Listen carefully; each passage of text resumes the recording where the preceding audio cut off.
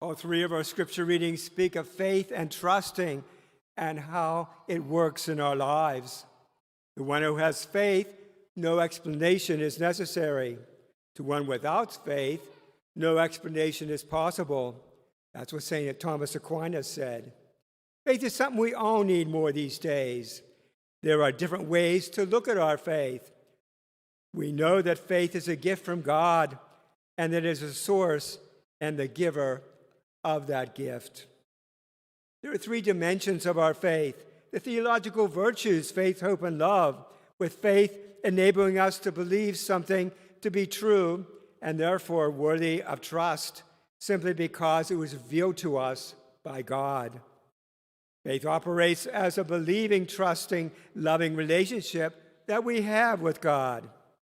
And Christian faith is that trusting faith in God in action, expressed by loyalty, fidelity, and a total commitment to God, resulting in our offering ourselves to Him in those we encounter through our humble, loving service.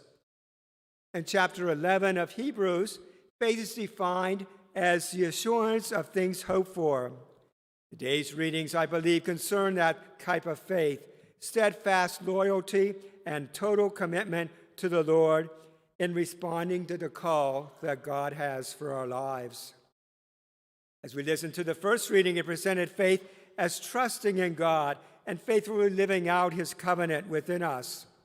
Here, faith is shown as hope and steadfast expectation in the face of suffering and delay. God assures the prophet that faith gives us access to divine power and that the just will live righteous lives in the midst of the encircling evil because of the faith that we have. Even our responsorial psalm talks about that in our verses. God is characterized as a steady rock and a caring shepherd, worthy of our trusting faith. As we said, if today you hear His voice, harden not your hearts. In the second reading, Paul presents faith as our acceptance of Jesus as a fulfillment of the promise of God. Paul stresses the need for a living faith in and loyal to Christ's teachings handed on to us by the church. And the gospel today begins with the apostles asking Jesus to increase their faith. He previously rebuked them because of their lack of faith. Now he tells them that if they have the faith the size of a mustard seed, that they could change the world, in which they did. The Israelites had faith because God made good on His promise.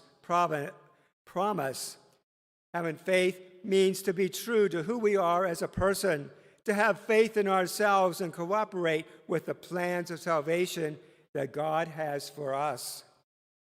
St. Francis of Assisi, whose feast we will celebrate shortly, says, "We are who we are before God and nothing else."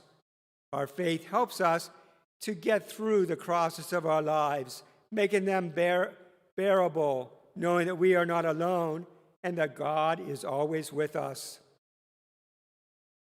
Later, as we heard the gospel, we heard the faithful it means to be a servant. The gospel reminding us that when we have done all that we're supposed to do, we are to say, "This is what I am supposed to do." We are God's servants, not the master. We don't do things just to get a reward, but because that is what is expected of us as Christians. We don't know what God has in store for us, but we're all called to serve. Jesus is calling us today to have faith and a steadfast loyalty to Him. It's hard to have faith sometimes in tough times.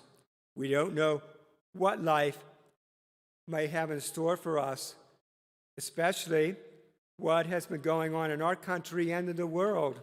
Steadfast faith is the Lord's means to calling us to accept faithfully God's reign in our lives.